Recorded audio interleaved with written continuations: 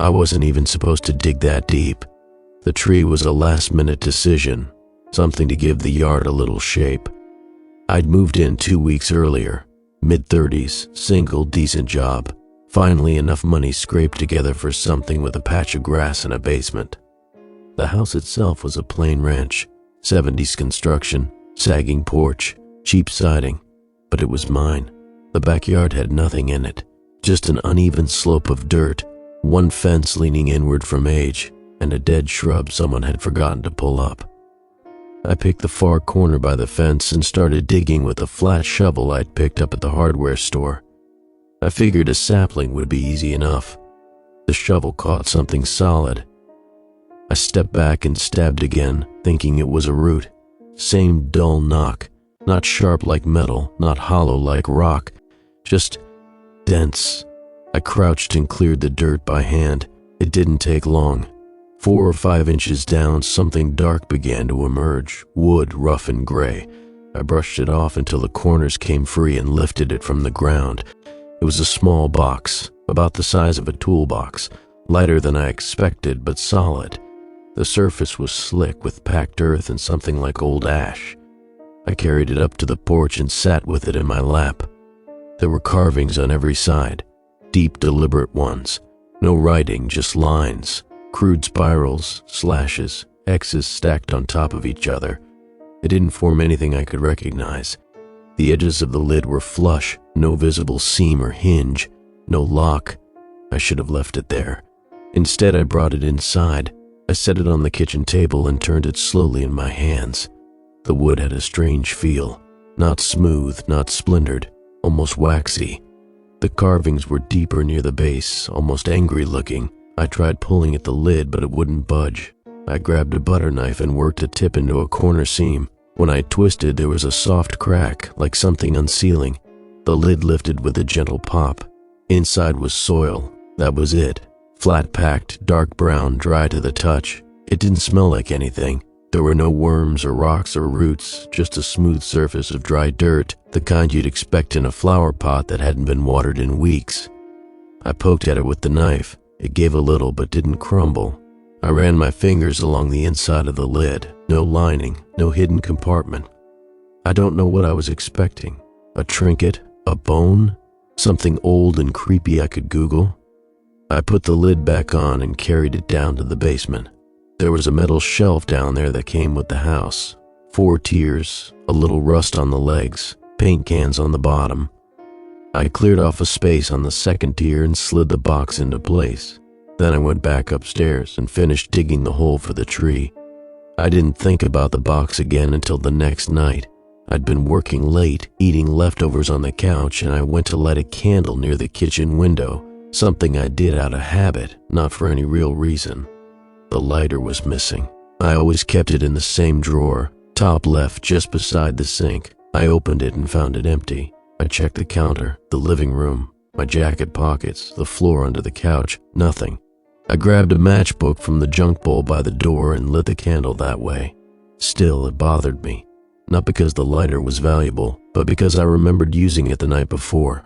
I remembered putting it back in the drawer. I could picture it sitting there. Before bed, I stood at the top of the basement stairs and stared down into the dark. I didn't go down. I turned off the light and went to sleep.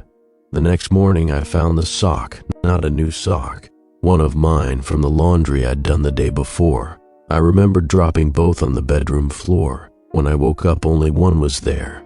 I looked under the bed, in the hamper, in the hallway. It was gone. That's when I went down. I took the steps slowly, letting the cool air creep up my legs. The basement smelled like concrete and old wood, same as it always had. I flipped on the light. The bulb flickered once and settled. The box was still on the shelf, right where I left it. I lifted the lid. The lighter was inside. It lay flat in the soil, slightly angled, like someone had placed it with 2 fingers. There was a thin streak of dirt across the plastic body. I didn't say anything. I just stared at it. I hadn't brought it down here. No one else had keys. The windows were still painted shut, no signs of forced entry. The basement door had been closed all night. The lighter was inside the box. So was the sock. It was partially buried, only the cuff showing. The edge was still rolled, like it had been pulled off in a hurry. I lowered the lid and backed away from the shelf. Later that night, while brushing my teeth, I caught myself checking the hallway behind me. I wasn't afraid, not exactly, just uneasy, like I'd left something open and didn't know how to close it. I didn't go near the box the next day, but the spoon disappeared. Just a normal spoon from the drying rack. I'd washed it after lunch and left it beside the sink. By the time I went to put it away, it was gone. The others were still there, only that one spoon. I didn't look anywhere else. I just went straight to the basement. Lifted the lid. The spoon was nestled beside the lighter now. Same angle, same careful placement.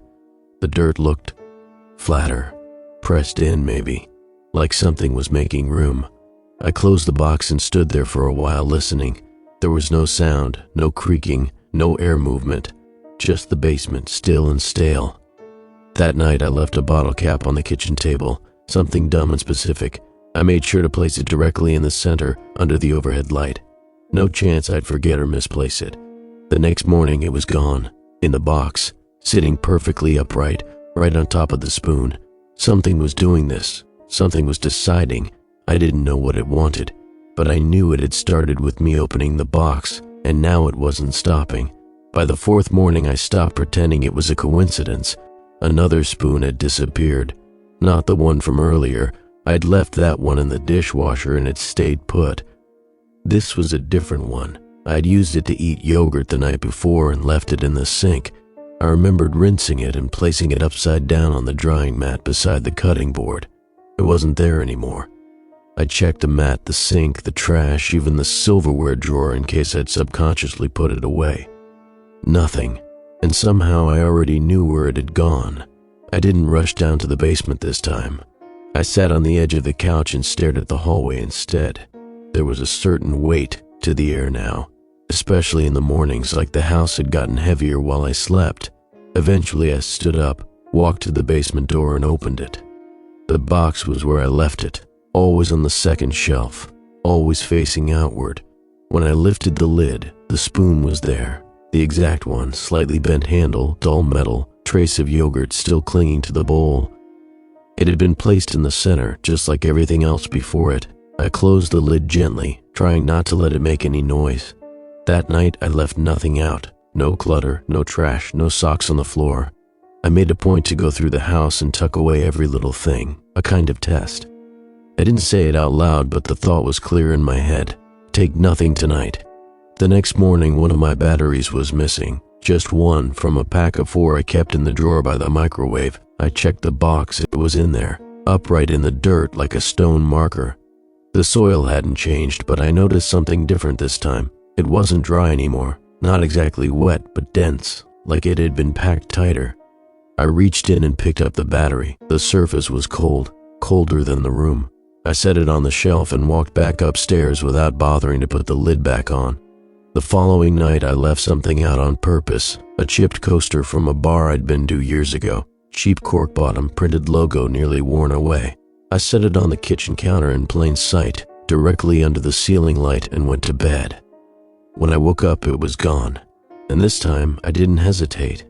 The coaster was in the box, centered again, no dirt on it this time. Just the object sitting perfectly still. I closed the box and stood there for a long time, unsure whether to laugh or throw up. It was deliberate, not an accident, not something slipping through the cracks. This wasn't about misplacing things anymore. Something was taking them and returning them. The box wasn't storing them like a drawer or stealing them like a thief. It was more like it was collecting them, holding them. I spent the afternoon moving everything off the second shelf and repositioning the box on the floor, far in the corner, away from everything else. I didn't like the way it stared out from the shelf, like it was waiting. I didn't want it looking at me. That night I set another trap, 2 items this time. A broken zipper pull from an old duffel bag and a coffee mug with a small chip on the lip. Both items sat next to each other on the dining table. I double-checked the locks on all the doors and windows. Nothing else in the house was disturbed. No noise, no motion. In the morning, the mug was gone. The zipper pull was still there. When I went downstairs, the mug sat in the box. It had been placed with care, upright, facing me, chip still visible. That was the moment the pit formed in my stomach, because now it wasn't just proving itself, it was choosing. Not randomly, not mechanically. It preferred one over the other. I tried calling someone that afternoon, just to talk. No one picked up. I wasn't planning to mention the box anyway. I just wanted to hear another voice. But I got 3 voicemails and a text telling me they'd call back later. No one did. That night, I left a single shoelace on the stairs. It vanished. In the morning, I found it knotted into a strange loop inside the box, a pattern I hadn't tied. Not symmetrical, not a bow, just looped and tucked, like it was trying to mean something. That was the first time I hesitated to close the lid. It felt wrong to touch it. The box, like I was feeding it. I went a whole day without opening the basement door. I tried to ignore the sound that night, a soft click from somewhere below. Not a bang, not even loud, just something shifting weight from one side to the other. The next morning, the handle from my old shaving kit was gone. I found it half buried in the box, the top sticking out of the soil like it had been planted. That was the word that kept coming back to me, planted, like a seed. I started wondering what would happen if I never opened it again. Would the item still appear? Would it keep taking things without showing me? That night, I left a spoon on the coffee table and locked the basement door. In the morning, the spoon was gone, and the lock was still in place. No signs of tampering. I unlocked the door and went down anyway. The box was sitting dead center on the floor now, not the shelf, not the corner, right in the middle of the concrete. It hadn't moved by accident, and the spoon was in it, bent, as if something had grabbed it in the middle and squeezed. I left the bent spoon where it was. I didn't want to touch it. I didn't even close the box that time. I just backed away and went up the stairs slowly, trying not to let the soles of my feet slap against the wood. I didn't look back. The rest of the day, I tried to stay out of the house, walked around town, bought coffee I didn't want, sat on a park bench for 3 hours doing nothing but watching people come and go, trying to remind myself that normal still existed somewhere. I didn't go back until it was dark. Before bed, I took my shoes off and lined them up by the door like always. I paused halfway through turning off the hallway light, thinking about whether I should move them somewhere else, somewhere locked. But that felt like giving in. The next morning, one of them was gone, the left shoe, just gone. The right one was still there, sitting crooked like it had been nudged. I stood over it, staring for longer than I should have, already knowing what I'd find downstairs. I didn't even bother with the light. The box was still in the center of the basement floor, and the shoe was in it, not stuffed or folded, not crushed, just sitting perfectly upright in the middle of the soil, as if the box had grown just enough to fit it inside. But it hadn't. The box was the same size. I measured it later out of spite. Same height, same width. The shoe didn't bulge the sides. The dirt didn't overflow. It just worked. I pulled it out slowly. It came loose with a soft suction sound, and I swear for a moment I felt resistance, like it didn't want to let go. I tossed the shoe across the basement and left it there. That night, I moved the other shoe into my bedroom and shut the door. In the morning, the second shoe was gone, and when I checked, the box had both of them, side by side, laces neatly tucked into the soles, like they'd never been used. That's when I ordered the camera. Just a cheap one, indoor security, motion-activated, Wi-Fi enabled. It arrived 2 days later, and I set it up on the basement steps, pointing straight at the box. I didn't trust the shelf anymore, and I didn't want to get any closer than I had to. The night after I installed it, I left the hallway lamp plugged in and switched on, just to make sure there was some light for the feed. Then I waited. In the morning, the lamp was gone. Cord still plugged in, switch still flipped on, just no lamp. I ran down the stairs already dreading what I'd see. There it was, the lamp somehow intact, now standing upright in the box. The base was halfway buried. The shade was tilted to one side, but not crushed. There was no possible way it should have fit. I grabbed my phone and opened the camera feed. Nothing after 1:13 a.m., just static. Then the feed resumed at 1:17. No alert, no detected motion, just 4 blank minutes. I replayed it twice, looking for any kind of flicker before the gap. There was nothing. No movement, no sound, no visible change. The lamp had just ceased to exist upstairs and appeared in the box. That was the first time I felt real panic, the kind that makes your vision narrow and your hands go cold. I tried calling the camera company's support line, but all they could tell me was that network interference might cause gaps in recording. Environmental factors, the guy said, maybe even electromagnetic surges. I hung up on him. That night, I took every small object I could find and stuffed it into the kitchen drawers. I unplugged appliances. I locked the bathroom. I left nothing out. But in the morning, a chair was gone from the dining room, one of the old wooden ones with a cross back and worn seat.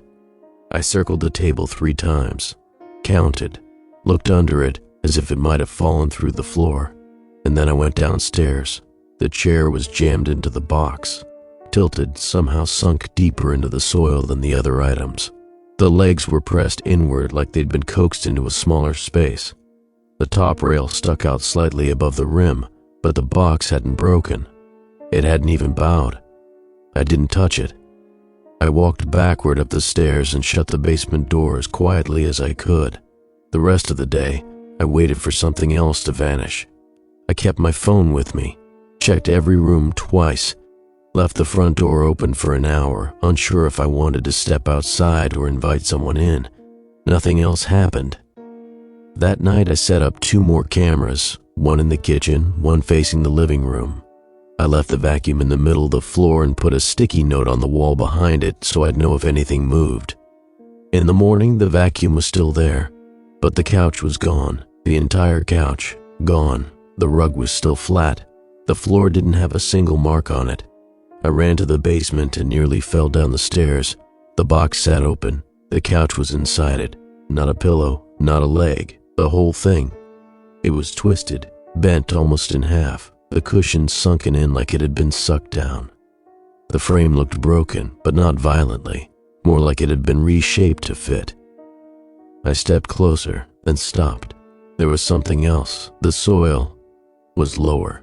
I hadn't noticed before, but it had sunken down inside the box, deeper than it had been, like everything was being swallowed, not just stored. I turned back upstairs and unplugged every camera. I didn't want to see it happen.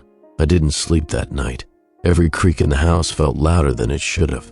Even when I turned on the TV, the sound didn't help. It just pushed the silence around, made it more noticeable when it settled again.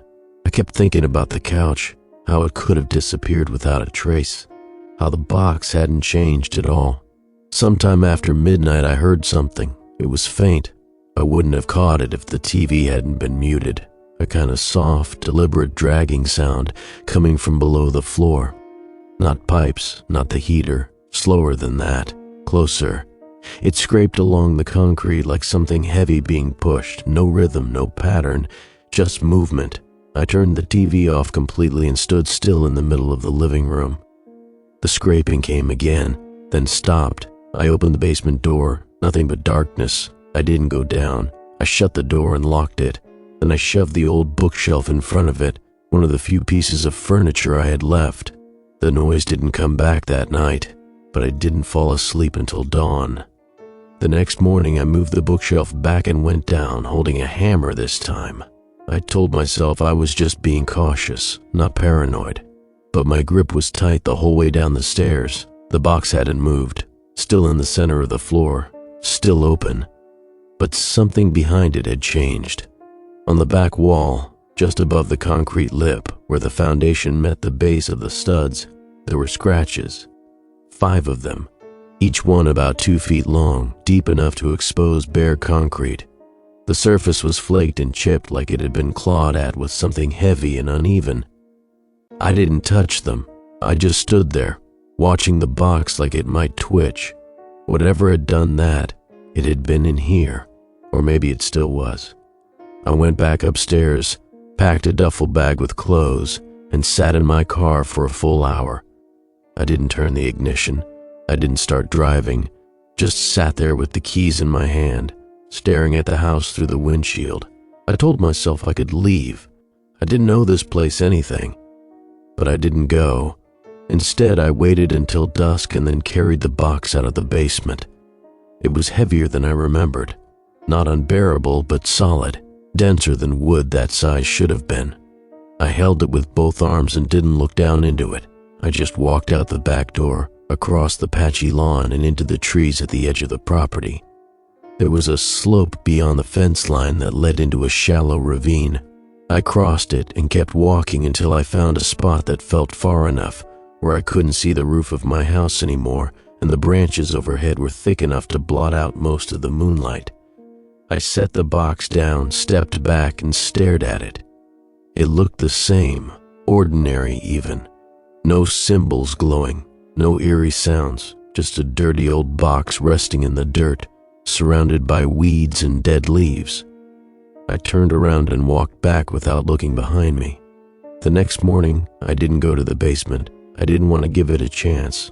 I made breakfast, watched the clock, cleaned the counter even though it didn't need it. For a while, things felt normal, but when I went to grab a jacket from the hall closet, I stopped cold.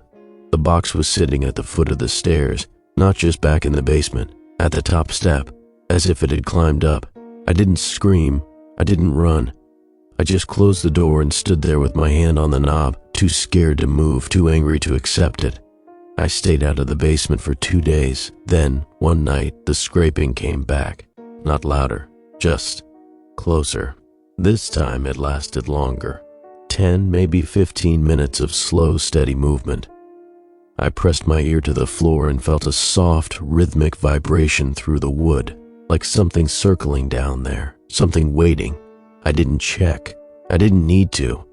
The next morning, I opened the basement door and found the box back in its usual place on the concrete floor, open, still empty like it had never left. But the scratches on the wall were deeper now, and there were more of them. This time they were clustered, almost layered, one set crossing over the other, gouges on top of gouges. A few curled near the base, trailing toward the water heater. I followed the lines with my eyes and spotted something I hadn't noticed before, a patch of wood missing along the bottom edge of the wall. It looked like it had been pried loose from the inside. The idea made my skin crawl. I dropped the box in the trunk of my car that afternoon and drove 20 miles out to a bridge near a dry creek bed, the same place people used to dump junk when the county stopped watching. I didn't stop until I was halfway across, then heaved the thing over the side and listened for the sound of it hitting bottom. It never came. I drove home without looking back. When I opened the basement door that evening, the box was back on the shelf, lid closed, not a speck of dust on it. I left the door open and slept with the hallway light on, my shoes on, jacket nearby. It didn't take anything that night, not a single object. It didn't have to. I stayed out of the basement for the rest of that week. The box had made its point. It could leave and return at will. It didn't need permission. It didn't care about distance. The house was part of it now, or maybe it was part of the house. I kept the doors open during the day and locked everything tight at night, but it didn't seem to matter. Nothing else vanished, not right away. I started to think maybe it had stopped, or maybe I wasn't worth the effort anymore. That's when I decided to get a dog. It wasn't some grand decision, just an impulse. I'd always liked the idea of having one, but never had the space or time before. Now I had both. I picked him up from a rescue group holding an adoption event in the strip mall parking lot. A black mutt with 2 big ears and a pink scar under one eye. Medium build, lean, quiet. They said his name was Toby, but I never called him that. I called him Dog. He seemed fine with it. For the first couple days, he stuck close to me, never barked, barely whined, just followed me from room to room like he was still waiting for someone else to come pick him up. At night, he'd curl up on the floor at the foot of my bed. I started sleeping again, real sleep. It didn't fix anything, but it helped. The box didn't move. A week passed. Then 10 days. Nothing disappeared. I almost started believing I'd broken whatever cycle it had been feeding on. Then Dog stopped going near the basement. It wasn't gradual. One morning I opened the basement door to grab a paintbrush I'd left down there, and dog bolted out of the room like he'd been slapped. I found him curled up under the kitchen table, shaking slightly, ears flat, eyes locked on the hallway like something was about to come through the wall. I closed the door and sat next to him until he settled, but he wouldn't go near that end of the house again. That night, he paced. He wouldn't settle in the bedroom like usual. He kept standing in the doorway, staring down the hall, occasionally letting out this low, breathy growl that rumbled more in his chest than his throat. There was nothing there. I checked twice. No open windows, no scratching, no cold air. But I felt it too, something off. A tension in the air that hadn't been there in weeks. The next night, I woke up to find Dog standing at the top of the basement stairs. The door was open. I hadn't opened it. He wasn't barking. Just standing there, ears forward, back rigid, staring down into the dark like he expected something to crawl up. I whispered his name. He didn't turn. I crossed the hallway and gently touched his back. He flinched and finally looked at me, eyes glassy and confused like he didn't know how he'd gotten there. I closed the door again, locked it. The scraping started again that night, longer this time, not circling, just one slow drag across the floor like something was being pulled. Then another, then a sound like nails or claws tapping against concrete, light and fast. Dog barked for the first time.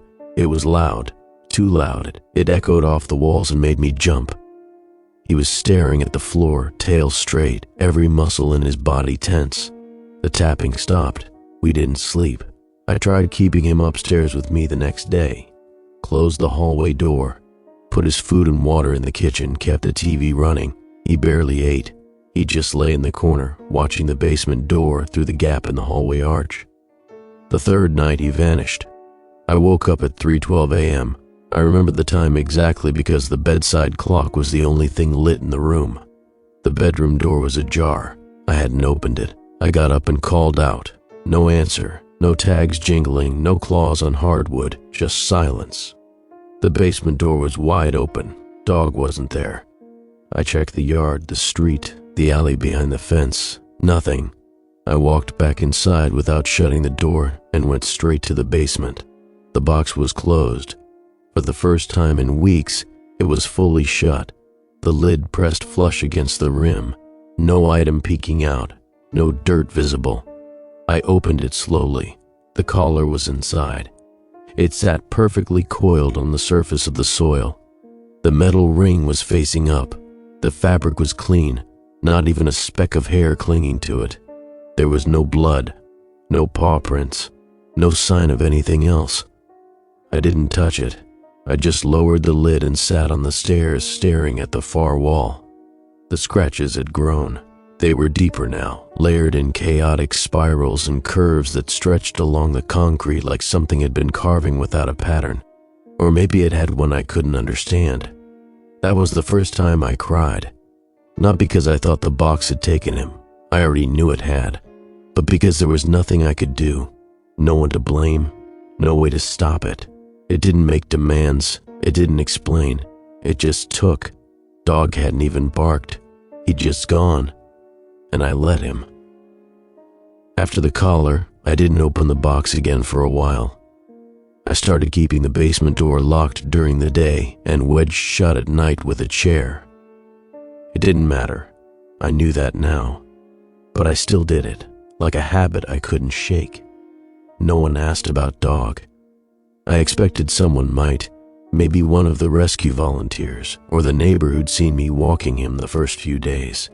But no one did. Maybe they hadn't noticed. Maybe they'd already stopped looking in my direction. A week later, I ran into the guy from 2 doors down while taking out the trash. We both stopped at the edge of our driveways, and he gave me a polite nod, but his eyes didn't linger. When I said hi, he hesitated, then said something about the weather. His body was angled slightly away from the house, like even the sight of it bothered him. Before he walked off, he paused. "You ever notice a weird smell over there?" he asked, pointing vaguely toward my front porch, like iron or burnt wiring. I said no. He nodded slowly and didn't push it, just turned and left without saying goodbye. After that, the mail came later. Packages I was expecting didn't show up. One delivery driver left a box on the curb instead of walking it to the door. The girl who used to jog by every morning started crossing the street a block early. I stopped answering my phone. The calls were fewer anyway. People had started to forget I was here. Or maybe they hadn't. Maybe they were just staying away on purpose. The real change came when I boarded up the basement door. I used plywood from the garage, thick stuff, left over from a shelving project I never finished. Screwed it in from the outside, 4 panels high, 2 across. It wasn't elegant, but it was solid. When I was done, I dragged the bookshelf in front of it for good measure and moved a dresser in behind that. The whole thing looked like the inside of a storm shelter. I stood back, wiped the sweat from my forehead, and listened. Nothing. No scraping, no knocks, just silence. I slept easier that night than I had in weeks, until morning. When I woke up, the boards were gone. Not broken, not pried loose. Gone. The bookshelf and dresser were still in place, perfectly untouched. But the wall behind them was just the door, closed, unlocked. No holes in the trim, no splinters, no bent screws, like I'd never touched it. I checked the backyard for the missing panels, the garage, the alley. They weren't anywhere. That night, the scraping started again. This time it wasn't alone. There was a tapping too, faster, lighter. Not regular like footsteps, more like fingernails on wood. Random bursts, scatterings, pauses. It started around 1 a.m. and stopped just before sunrise. I didn't move from the couch. The next day I noticed my bookshelf was gone. Not the one I'd used to block the door. The other one, the big one in the living room. The one filled with old paperbacks and cookbooks I never used. I walked in with a cup of coffee and stopped dead. Nothing there. No dust outline on the wall. No scuffs on the floor. Just the space where it had been. I turned around and opened the basement door. The box was closed again. I didn't touch it. I didn't need to look. I already knew. Later that week, my mattress vanished. I woke up on the floor. The sheets were still there, crumpled into a nest beneath me, but the mattress was gone. The bed frame stood bare. My back ached like I'd been dropped. I checked the front door. Still locked. I didn't go to the basement this time. I didn't want to see how it had fit. Instead, I tried to bring someone over. Just to talk, just to have another body in the house. I texted 2 people I used to see semi-regularly, one from work, one from trivia nights at the pub downtown. Neither replied. The third said maybe, then stopped responding when I gave the address. I sat on the porch that evening for hours, just watching, hoping someone would drive by and wave. No one did. When I came back inside, the dining table was gone, chairs still in place, table completely missing, like someone had pulled it straight up through the ceiling. I opened the basement door and called out, just once, just to hear myself say something. There was no answer, but when I went down, the box was still there, unmoved, undisturbed. It hadn't grown, it hadn't changed shape, but the air around it was different, warmer, heavier, like standing too close to a generator. I stepped back and felt something wet under my shoe. The corner of the floor near the boiler was damp. No leaks, no burst pipes. Just a thin reddish smear that hadn't been there before. I didn't look closer. I went back upstairs and turned every light on in the house. Nothing else vanished that night, but I dreamed of empty rooms, long hallways lined with shelves that held nothing but dust. Each time I reached for a door, I found a wall instead. Each time I tried to speak, no sound came out. In the morning, the lights were off. The switches didn't work. The power hadn't gone out. The wires were gone. I traced the dead outlets from room to room, switching lamps on and off out of reflex even though I already knew nothing would work. The breaker box was intact. I flipped each switch twice, 3 times. The light in the kitchen blinked once when I jostled the cord, then stayed off. When I unscrewed one of the outlet covers, the cavity behind it was empty. No wires, just a smooth hole carved clean into the drywall, reaching into the black. I pulled every cover in the house. Same story. The wiring was gone. The next day, I felt a draft from the bathroom. When I leaned in to check the vent beneath the sink, I saw daylight through the floor. The wood was splitting along the joists, thin cracks first, like paint stress. Then long slats of plank started disappearing. Entire strips of subfloor curled at the edges as if sucked into the crawl space below. I walked down the hallway and heard the groan of pipes shifting behind the walls, deep, wet sounds, like something bending steel underwater. By the time I reached the kitchen, one of the cabinets had vanished. Not removed, not broken, gone. No sign it had ever been mounted, just a clean void in the wall, drywall untouched, screws missing like they'd never existed. A faint outline in the tile backsplash was the only evidence it had been there. That night, I heard the pipes scream. It wasn't a whine or a groan. It was high-pitched and ragged, like a metal rod dragged through a narrowing funnel. The sound started in the wall by the washing machine, then moved under the sink, then through the ceiling above the bathroom, rattling as it passed. When it stopped, I didn't hear water again. I turned the taps and nothing came out. The copper was gone too. I sat in the middle of the living room with every lamp and flashlight I owned spread around me like candles. The light kept the shadows at the edge of the room, but not far enough. I kept thinking I heard something shifting in the walls, something trying to stay quiet. Eventually I stood, walked to the basement door and opened it. The air coming up was wrong, humid, stale. I took the stairs slowly, pausing halfway down, the flashlight shaking in my hand. The box sat where it always had, center of the floor, lid half closed like it had just finished swallowing something. But this time, I didn't stop at the bottom step. I walked straight toward it, breathing through my teeth, and kicked it. It didn't move. I kicked it again, harder, still didn't move. The third time I brought my heel down on the edge, and the lid popped open. Something crunched inside. The dirt had sunk several inches again, revealing a jagged twist of black metal partially embedded in the soil. I didn't recognize it. I dropped the flashlight and grabbed a crowbar from the wall. When I swung it the first time, the sound that came out of the box wasn't wood cracking. It was thicker, deeper. Something below the surface shifted. I hit it again. The box split at the seam. The lid cracked. Splinters flew from the side.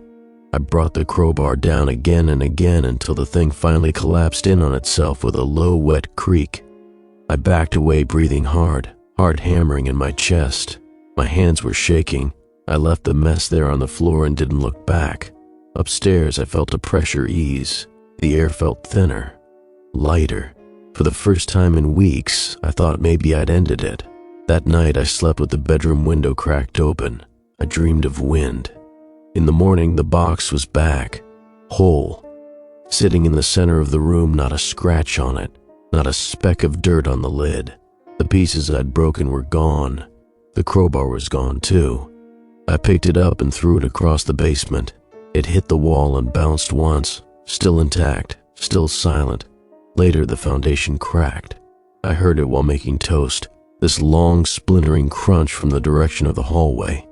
I walked across the house and found a split running along the baseboards from one corner to the next, a jagged fissure opening half an inch wide. By the end of the day, I could see the basement through it. Floorboards started separating that night. I'd walk across the kitchen and feel the soft give of wood under my heel, like I was stepping across something with a hollow beneath it. I watched entire planks lift from the nails and slide slowly toward the basement door, vanishing one at a time. I sat on the countertop with my knees tucked to my chest, trying not to make a sound. I didn't move again until morning. When I finally opened the basement door again, I found the wall behind the box covered in something new. Stains, not scratches this time. Black streaks like soot, smeared in long lines that reached up to the ceiling like fingers stretching toward the floor above. I couldn't tell if they were wet. I didn't want to check, but I knew they were spreading. I went a whole day without checking it, kept the basement door shut, stacked an old stepladder in front of it like that could mean anything, slept on the couch with the lights on. But I could feel it down there, not just waiting, breathing. That was the word that kept flashing in my head like static. Breathing. The next morning I gave in. I walked downstairs slow, one hand on the wall, the other in a fist like that would help. Nothing was missing from the kitchen, nothing from my pockets. But the second my foot hit the concrete, I knew something was different. The box was open. It had never opened on its own before. Not once. I'd always had to lift the lid myself, like it was granting me permission or expecting compliance. But today it was open like a mouth, waiting. I stepped forward, heart knocking hard in my chest. The air felt wrong, warmer than it should have been, and thick. And I swear, I heard the faintest sound, like something wet being chewed. Inside the box, nestled in the dry soil, was a human tooth, blackened like it had been charred at the root. Not chipped, not a baby tooth, a molar, and it was wet. A smear of something darker than blood clung to the grooves. I didn't touch it. I just stared. Then I backed away and left the basement without shutting the lid. I didn't sleep that night. Couldn't. I sat at the kitchen table with the bat across my lap, every creak in the walls slamming into me like gunfire. The radiator clanged. A pipe let out a sigh. The fridge hummed. But under it all was something else, something deeper, a kind of pulling sound, like dirt shifting in slow, deliberate layers. At some point past midnight, I must have dozed off. The bat slid to the floor. My eyes opened all at once, not from a dream or noise, but from stillness. The house wasn't making any sound at all. Even the fridge had gone quiet. I got up and opened the basement door. There was no light coming from below, not even the faint orange of the overhead bulb I'd left on. I took a step down, one more. The stairs felt longer somehow, or the landing had moved. Something wasn't right. My feet hit the basement floor, but the echo was different. Hollow. Off. I reached for the pull chain, but it wasn't there. Instead, I reached out blindly toward the shape of the box, hoping the lid was still shut, that I could close it and feel like I'd done something. But the air around me shifted, like the room had grown. The box wasn't where it should have been. Then I heard it. Something wet shifting in the dirt. Something crawling. Not fast, not slow either. Deliberate. I didn't move. I couldn't. It was the kind of fear that locks your joints, sets your heartbeat so loud you're sure it can hear it too. Something rose in front of me. A figure. Not a shape. I could barely register detail in the dark, but a presence. Tall, wrong proportions, long arms that dragged. I caught a hint of its silhouette as it tilted slightly, like its head was too heavy for the neck. It didn't breathe, didn't sway, just stared. I backed up one step, then two. It didn't follow. Then I turned and bolted up the stairs, hit my shin on the top step, scrambled into the kitchen and slammed the door shut. I shoved the fridge in front of it, then the table, then pulled the coat rack down to wedge under the handle. I stood there panting, back to the wall, waiting for the sound of wood cracking, of something pounding to get out. Nothing came. But the silence wasn't comforting. It was worse, because I knew, without seeing, that it hadn't stayed in the basement. I didn't leave the house for 2 days. Every time I looked toward the hallway, I swore the shadow shifted. The light switch stopped working on the second floor. One night, I heard something soft dragging across the floorboards upstairs, like bare skin. The box didn't come back to the basement. It moved. I found it sitting in the middle of the upstairs hallway, the lid open again. The tooth was gone.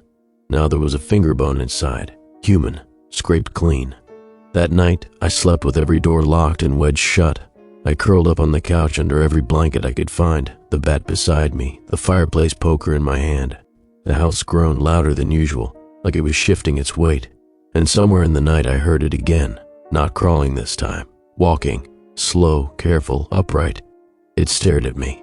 Whatever had crawled out of that impossible hollow beneath the box, beneath the floor, had eyes, but they were set too far apart, too high up, glinting like damp coals in a face that barely qualified as one. It didn't move right. Its limbs bent in the wrong places, too fluid, like they weren't connected to bone. I backed against the wall as the thing studied me, the air too thick to breathe. Then, just as quickly, it receded. It slid down into the dark like a retreating tide, and the box, which had been resting silent on the concrete, gave a faint twitch. I didn't move for an hour. I didn't sleep. I don't think I even blinked.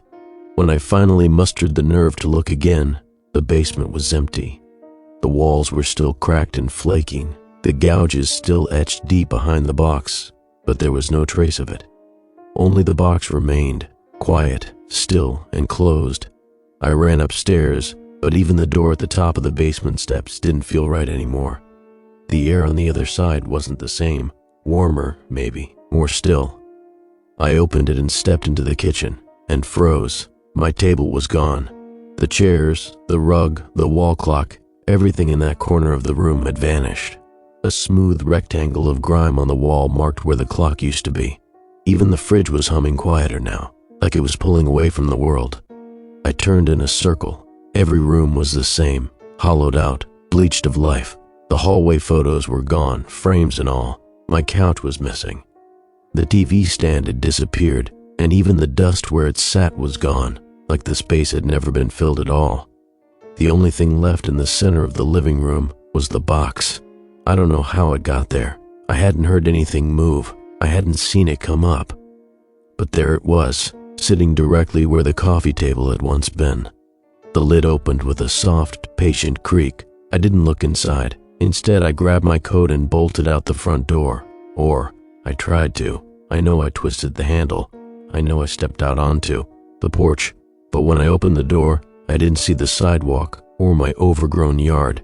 It was the hallway, my hallway. The same wood floors, same chipped paint.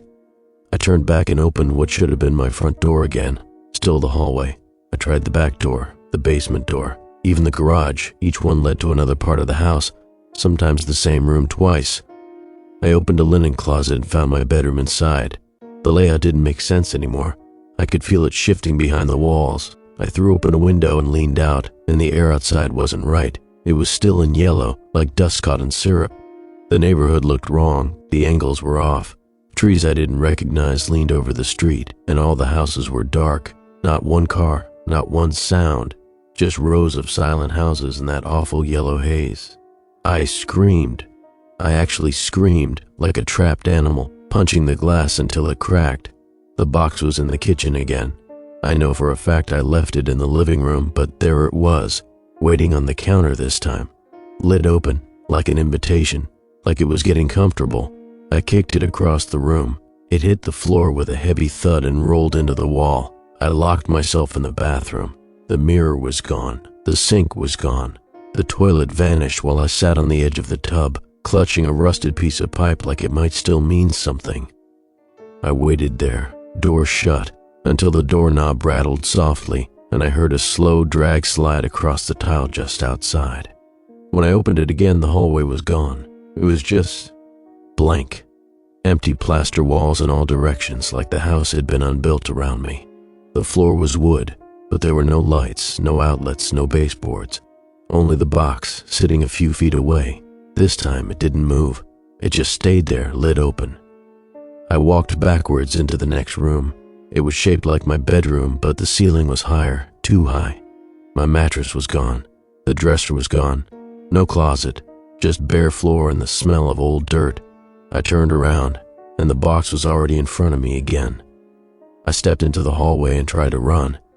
Every door I passed opened into a room I had just left. Sometimes it wasn't even a room, just the same narrow corridor looping back into itself like a cruel joke. I ran faster, dragging my hands along the walls, looking for anything that might tell me I was getting somewhere. A nail, a photo, a screw in the floor. Nothing stayed. It felt like being inside a mouth, something large and dry and ancient, constantly swallowing without chewing. I stopped at what used to be my front door. I know because the shape of the doorknob was familiar under my hand. I flung it open. There it was again.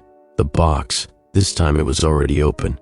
The soil inside was darker now, wet, and in the center, nestled like a forgotten offering, was my old wristwatch, the one I lost last year. I had no idea it had been taken. I reached down to pick it up, but something shifted beneath the dirt. I backed away. The box twitched. Something pushed up from underneath. Not a hand, Not a claw, just the hint of pressure, like something testing the edge, a ripple in the dark, the kind of movement that said, "Almost ready." I closed the lid. I didn't touch it again. The next hour, I think it was an hour, was a blur. I tried yelling out the window, but the sound didn't travel. I think I may have opened a door into the basement, but when I went down the stairs, it led to the attic. The rules didn't apply anymore. Eventually, I stopped trying to understand. I curled up in what used to be the hallway, now just a long, featureless tunnel with no windows. I heard the box shuffle beside me in the dark. I didn't move. I didn't breathe. Then, somewhere in the walls, I heard it walking. Not the box, the collector. I could feel it watching me through the seams in the house, through cracks in the drywall. It didn't need doors. It was already here. The house was it. I was just the final piece. My fingers shook as I tried opening another door, hoping for anything, an exit, a change. I stepped through. The room was empty, a perfect cube of drywall and pine flooring, nothing in it, until I blinked. The box was in the center, and beside it. I don't want to say it stepped out. It didn't move that way. It was drawn out, like smoke thickening into something solid. A shape hunched into itself, made of limbs that didn't match, with ribs that jutted like branches from beneath dry, stretched skin. No face, no eyes. But I knew it was looking at me. The collector. Its chest rose with a silent inhale. The lights in the ceiling, if they even were lights, dimmed as it reached toward the box, touching the lid with one long, dirty finger. It wanted me to see. It wanted me to know it was done collecting the house. I was next. I turned and ran, but I didn't get far. The door I came through was gone. Only walls, only the box, only it. I picked up the rusted pipe again. It was still in my hand. I didn't think, I just lunged, swinging it toward the thing, toward the box, toward anything that would make this stop. The collector didn't flinch. The pipe went straight through. It was like hitting air. Then it leaned toward me, and I swear I felt the walls groan with hunger. I grabbed the box, snapped it shut, and flung it as hard as I could into the corner. It hit with a crack and bounced once, and then disappeared. Gone. The room was silent. For a second I thought I had won. But then I heard it, behind me. The same sound I'd heard in the basement weeks ago, before all of this began. A slow, deliberate scrape. And the box opened. It didn't creak this time. It didn't groan or pop or scrape. It just opened, like it had been waiting for me to finally notice it, finally understand what all of this had been leading to. The lid rose, effortless and slow, until the dark interior was yawning up at me. Empty at first glance, but not still. There was movement down there, not fast, not dramatic. Just subtle shifts as though something underneath the soil, yes, the soil was still in it, the same dry, black-packed dirt I saw the first day, was stirring lazily. I couldn't see it clearly, but I didn't have to. I knew it had eyes. I could feel them under my skin. I stepped back without realizing it, only to bump into the kitchen counter. It rattled slightly, but it didn't topple. Nothing in the house toppled anymore. Nothing dared make a noise that the box wouldn't allow. The lights flickered. I don't know how the box moved from the basement into the kitchen. I didn't carry it. I didn't see it float or shift. It just appeared, like it had a right to be wherever I was.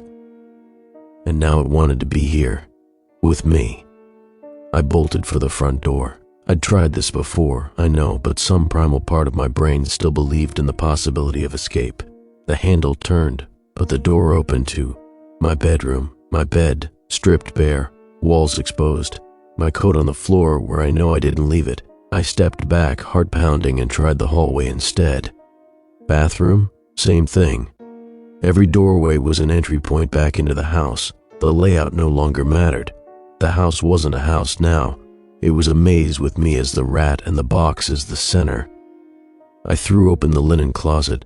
The box was there too, nestled on the shelf where the towels used to be, open. I slammed it shut and ran upstairs. Each room echoed hollow. No furniture, no objects, no light bulbs. No sound of wind outside, no cars, no birds. Just me in the quiet and the box. I reached my bedroom and locked the door behind me. I pushed a chair under the knob, but there was no chair anymore, so I leaned my weight against it instead, forehead pressed to the cool wood, breath shaking. I listened. No footsteps, just a kind of vibration, a low hum through the floorboards, the kind that you feel in your teeth more than your ears. It was getting closer. I turned. The box was on my bed. I didn't scream. I thought I might. I thought I'd lose my mind, start punching walls or clawing at the floor, but I didn't. I just stared at it. It was open again. The soil inside seemed deeper now. I couldn't see the bottom. I wasn't sure there was one. I approached it slowly. Against every instinct in my body, I moved toward the edge and looked in.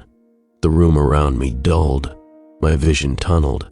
Something moved under the dirt again. This time it pushed upward. First a finger, long, colorless, bent in too many joints. Then another, a hand, a forearm too thin and too long, covered in slick skin like wet leather.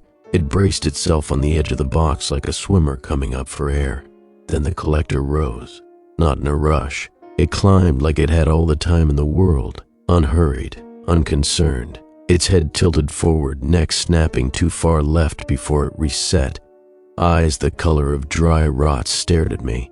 It was tall. It shouldn't have fit in the box. It shouldn't have existed in any sense of geometry or physics I understood. But it did. It stood in my bedroom and looked at me with the sort of hunger you can't run from. I picked up the lamp, my last one, and hurled it at the box. The glass shattered across the wall. The collector didn't flinch. I grabbed the lighter from my pocket, the same one that vanished weeks ago, and returned inside the box. I don't know why I had it again. Maybe it let me. Maybe it wanted a show. I lit the curtain. It caught fast. I backed away, fanning the flame wider with the discarded shirt. The fire spread.